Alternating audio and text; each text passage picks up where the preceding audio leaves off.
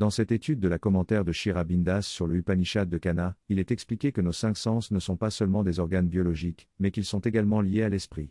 On nous enseigne généralement que nos 5 sens nous permettent d'observer le monde extérieur, mais en réalité, l'expérience de nos sens est beaucoup plus complexe.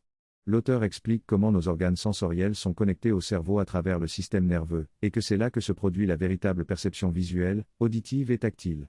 L'auteur mentionne également que, dans la psychologie indienne, l'esprit est considéré comme le 6e sens, au-delà des 5 sens traditionnels.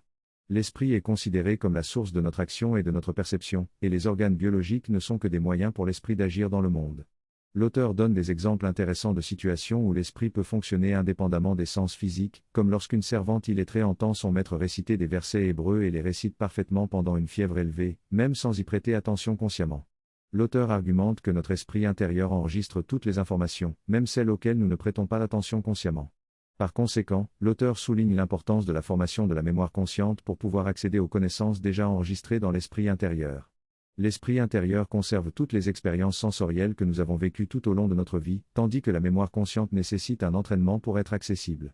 En résumé, l'auteur explique que nos sens sont liés à l'esprit et que l'esprit est la source de notre action et de notre perception, tandis que les organes biologiques ne sont que des moyens pour l'esprit d'agir dans le monde. La mémoire consciente joue un rôle clé dans notre capacité à accéder aux connaissances déjà enregistrées dans notre esprit intérieur.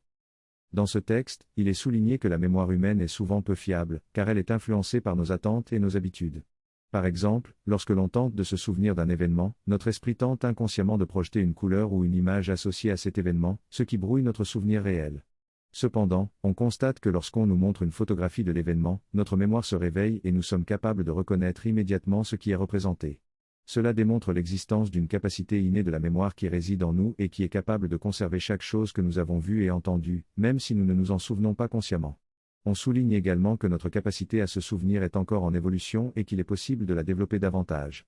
Selon le texte, la méthode d'éducation traditionnelle en Inde visait à éliminer les obstacles qui empêchent la connaissance spontanée, plutôt que de simplement renforcer l'effort et la capacité de mémorisation.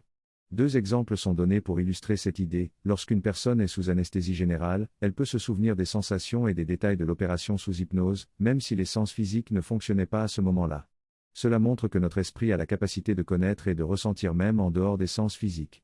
En conclusion, le texte suggère que nous avons en nous un réservoir de connaissances et de souvenirs, et que notre capacité à nous souvenir peut être améliorée en éliminant les obstacles qui limitent cette connaissance spontanée. L'auteur discute de la nécessité de développer une faculté d'écoute et de perception subliminale pour améliorer l'apprentissage. Il mentionne une technique expérimentée dans de nombreux pays, où les personnes écoutent un enregistrement tout en étant dans un état de relaxation ou de sommeil léger. Après l'avoir écouté pendant un certain temps, les apprenants reprennent leurs activités de lecture ou de visualisation et constatent que tout semble familier, car l'information a été subconsciemment retenue. Cette méthode permet de renforcer l'apprentissage, notamment pour absorber rapidement les faits et les informations, en particulier dans l'apprentissage des langues. L'apprentissage traditionnel de la grammaire d'une langue est critiqué, car il est irrationnel et rempli d'exceptions. L'auteur suggère donc d'apprendre une langue en regardant des films, en lisant des livres intéressants et en participant à des pièces de théâtre, afin d'immerger l'esprit dans la langue et de faciliter son apprentissage.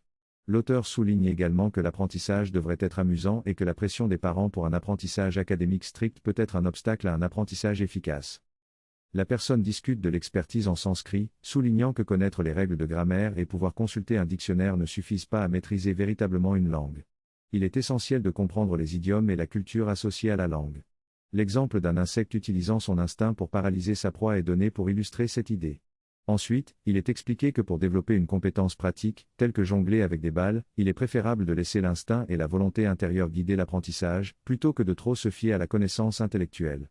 L'auteur aborde ensuite la psychologie indienne et son approche consistant à éliminer les obstacles tels que l'inertie et à favoriser l'activité et la clarté mentale. Finalement, il est rappelé que l'activité, raja, peut surmonter l'inertie, tamas, et permettre d'agir avec précision et adresse. Il existe de nombreuses méthodes pour améliorer nos activités mentales. Tout d'abord, il est important de prendre conscience que notre esprit est influencé par la nourriture que nous consommons. Par exemple, lorsque nous mangeons des aliments lourds et gras, notre esprit peut devenir lent et paresseux. En revanche, lorsque nous mangeons des fruits, notre esprit est plus clair et frais. Il faut donc être attentif à l'impact de notre alimentation sur notre pensée et notre corps. Il est également important de laisser un intervalle suffisant entre les repas et le sommeil pour que la digestion soit complète avant de se coucher. Il est recommandé de laisser au moins 2 heures entre les deux. De plus, il est conseillé de diversifier notre alimentation, par exemple en évitant de manger des aliments trop lourds et ennuyeux avant de dormir afin d'éviter un sommeil perturbé qui entraînerait de la fatigue au réveil. Il est possible de contrebalancer la paresse en consommant des aliments stimulants. Par exemple, manger des aliments épicés peut aider à améliorer la digestion et à stimuler le corps, en particulier si nous avons tendance à être trop inactifs. Cependant, il faut noter que l'activité peut également amener de l'agitation et perturber la clarté de la pensée. Il est donc important d'apporter discipline et équilibre dans nos activités pour maintenir une pensée claire. L'idée principale de cette approche est de supprimer la paresse, discipliner l'agitation et augmenter la concentration pour permettre une meilleure clarté de pensée. Ceci peut être appliqué non seulement à la nourriture et aux activités quotidiennes, mais aussi à tous les aspects de notre vie, y compris nos pensées, notre culture et nos valeurs. Dans l'ensemble, cette approche vise à harmoniser les différents aspects de notre être afin de favoriser notre évolution personnelle. Lorsque nous utilisons notre esprit pour découvrir de nouvelles choses, cela procure un certain plaisir. La discipline et la régularité dans les études sont importantes. Dans une culture sattvique, valoriser la connaissance est plus important que les implications ou l'application de celle-ci. Le plaisir et le désir d'apprendre sont la motivation principale, plutôt que la crainte de la critique ou la récompense que l'on peut en retirer. Lorsque nous apprenons de nouvelles compétences, il est préférable de ne pas essayer trop fort. Lorsque nous nous efforçons trop, notre esprit interfère et nous gêne. L'exemple est donné de l'apprentissage d'un salto avant pour illustrer ce concept. Au lieu de donner des instructions détaillées, il est préférable de regarder quelqu'un le faire et d'avoir un entraîneur pour donner une impulsion au bon moment. Lorsque nous observons quelqu'un faire quelque chose, notre instinct nous pousse à vouloir le faire aussi. Les enfants apprennent souvent en imitant ce qu'ils voient. Ils absorbent inconsciemment et leur instinct les guidera pour faire la tâche parfaitement. Les enfants écoutent attentivement et observent avant de parler. Une fois qu'ils sont prêts, ils parlent de manière spontanée et correcte. La plupart des enfants ont des problèmes de paix, renonciation au début car leur système nerveux n'est pas encore en place pour cette action. De la même manière, demander à un enfant de 3 ans d'écrire de manière symétrique et avec une belle écriture est difficile car leurs compétences motrices ne sont pas encore développées. L'auteur explique qu'il est important de ne pas forcer les enfants de 3, 4 ou 5 ans à faire quelque chose pour laquelle leur biologie n'est pas prête. Il explique que le principe de base est de préparer la conscience du corps en le rendant flexible et en activant le système nerveux. Ensuite, l'âme peut prendre le relais et guider l'enfant dans ses actions. L'auteur illustre son propos en utilisant l'exemple de l'apprentissage de la jonglerie. Il explique qu'il faut commencer par des mouvements simples, comme lancer et attraper une balle, pour permettre aux mains de devenir automatiques. Ensuite, on peut progressivement augmenter la difficulté en ajoutant plus de balles. L'encouragement et l'enthousiasme sont essentiels pour motiver l'enfant et lui permettre d'apprécier l'activité. L'auteur souligne également l'importance de l'attitude de l'adulte dans l'apprentissage. Il explique qu'un coach ou un parent doit être convaincu que l'enfant peut réussir, et doit montrer son implication en faisant les mouvements avec lui. Cette attitude encourageante et enthousiaste transmet une certaine énergie à l'enfant, qui facilite son apprentissage. L'auteur conclut en expliquant que ces principes peuvent également s'appliquer aux adultes pratiquant le yoga. Il affirme qu'en mettant notre corps en relation avec la conscience divine, il est possible d'accomplir des actions avec l'aide divine, même sans expérience préalable, si notre corps est transparent à l'action divine.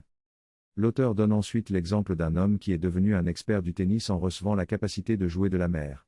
Il souligne que cet exemple montre comment la conscience physique peut être développée et transformée grâce à l'influence divine. Dans ce passage, l'auteur explique comment la conscience corporelle et mentale permet à la mère, référence à une figure divine, d'agir à travers nous et de nous doter de compétences que nous n'avons pas développées consciemment. L'auteur soutient que si nous cultivons une conscience corporelle et mentale sattvique, pure et consciente, nous pourrons acquérir et exprimer tout ce dont nous avons besoin de manière spontanée et sans effort. Il suggère même d'acquérir de nouvelles compétences pour développer cette capacité et se connecter à des possibilités plus élevées. L'auteur donne l'exemple de sa propre expérience d'apprentissage de la conduite pour illustrer ce potentiel. Bien qu'il ait passé un permis de conduire auparavant, il n'avait jamais vraiment appris à conduire.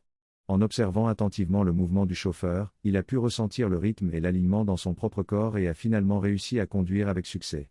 L'auteur encourage donc les lecteurs à explorer de nouvelles compétences pour développer cette connexion à des possibilités supérieures. Dans cette discussion, il est question de l'importance de faire les choses avec affection et amour. L'auteur raconte son expérience personnelle de conduire une voiture et comment une tension et une méfiance envers le véhicule ont affecté sa conduite. En prenant conscience de cette tension et en relaxant son corps, il a réussi à conduire de manière plus fluide. L'auteur explique également comment cette approche peut s'appliquer à d'autres compétences ou activités, telles que jouer d'un instrument de musique, en développant la capacité à s'aligner sur son intuition et son inspiration. Il est également souligné que notre conscience subliminale, plus profonde, est capable de connaître et de percevoir des choses que notre conscience ordinaire ne peut pas. Cette conscience subliminale est connectée à l'universel et peut organiser des connaissances et des compétences de manière plus efficace que notre intellect conscient. En conclusion, l'auteur invite à développer cette capacité à s'aligner sur notre intuition et notre inspiration, ce qui nous permet d'élargir notre conscience et notre potentiel.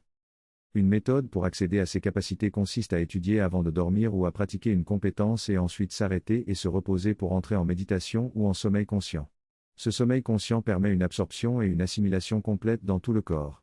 Par exemple, lors d'un exercice de marche en groupe, j'ai réussi à me mettre dans le rythme en m'imprégnant de la sensation des mouvements pendant mon sommeil. Cela m'a permis de diriger automatiquement le groupe avec précision. Cette méthode permet d'approcher cette couche intérieure et d'imprimer les connaissances dans notre conscience. Il est possible de recevoir directement un cadeau de connaissances et de capacités de la conscience, ce qui se produit également dans les expériences spirituelles. Il est important de comprendre comment nous sommes formés et comment les connaissances sont organisées afin de changer nos méthodes d'apprentissage. La prochaine fois, nous explorerons plus en profondeur le fonctionnement des 5 sens en nous.